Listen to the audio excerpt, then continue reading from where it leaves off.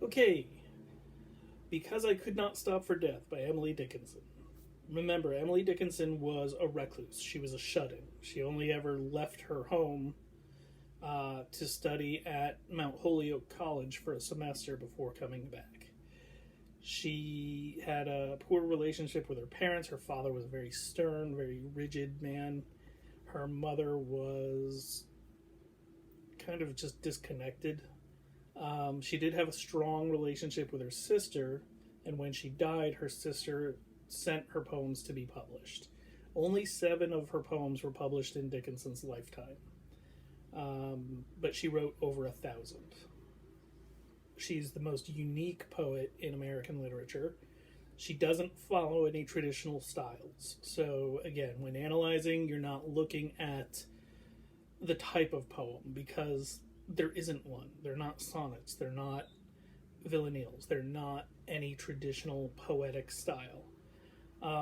What you are looking for, though, is poetic devices such as imagery, personification, metaphor. Okay, you're looking for themes of passage of time and death. Okay, concepts of immortality versus mortality. So here we go. Because I could not stop for death, he kindly stopped for me. The carriage held but just ourselves and immortality. We slowly drove, he knew no haste, and I had put away my labor and my leisure too for his civility. We passed the school where children strove at recess in the ring. We passed the fields of gazing grain. We passed the setting sun. Or rather, he passed us. The dews drew quivering and chill, for only gossamer my gown, my tippet only twill. We passed before a house that seemed a swelling of the ground. The roof was scarcely visible, the cornice on the ground. Since then, 'tis centuries, and yet feels shorter than the day I first surmised the horses' heads were toward eternity. Alright? Unlike her more traditional writing, this one does have kind of a loose rhyme scheme. Me, immortality, away, civility, could be kind of pronounced civilite. But look at the imagery. So, the idea of death driving a carriage.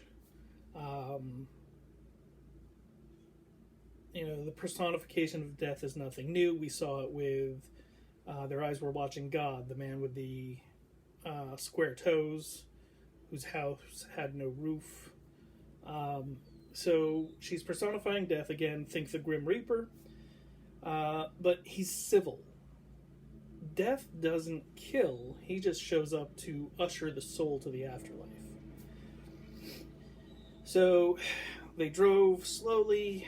He knew no haste. So, again, passage of time, but it's a slow passage. He picks her up and he's taking her to the afterlife, but taking his time about it. I had put away my labor and my leisure too, so my work and play were all behind me. Again, at the end of your life, everything's behind you.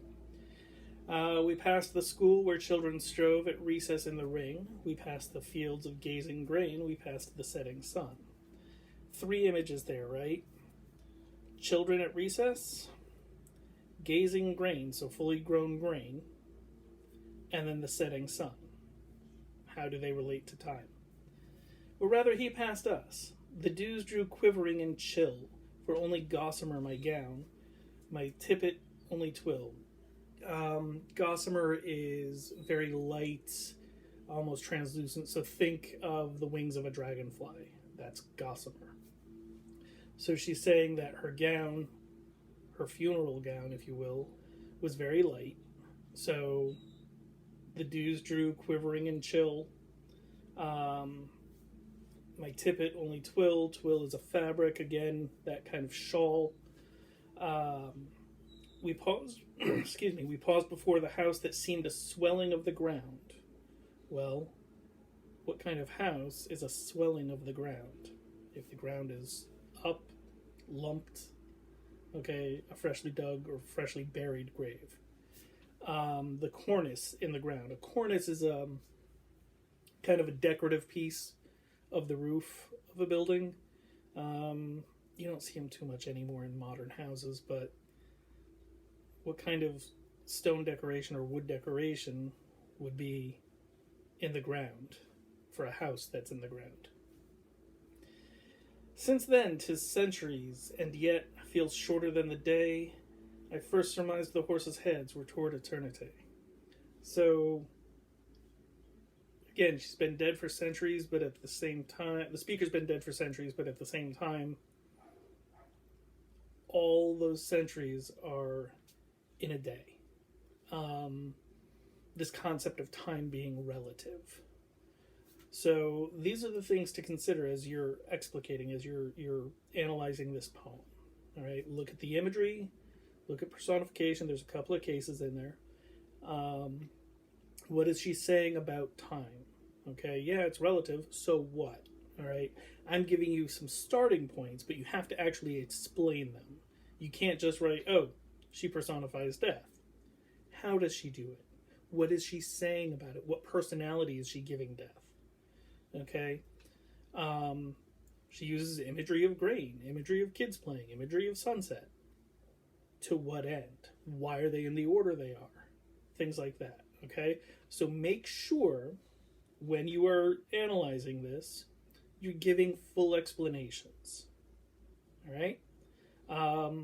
On Thursday at 1 o'clock, I'm going to set up a Teams teleconference.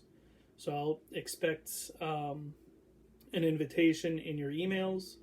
I'll send that out either later today or tomorrow, so that way I can address specific questions with this. All right? Hope to see you soon. Take it easy.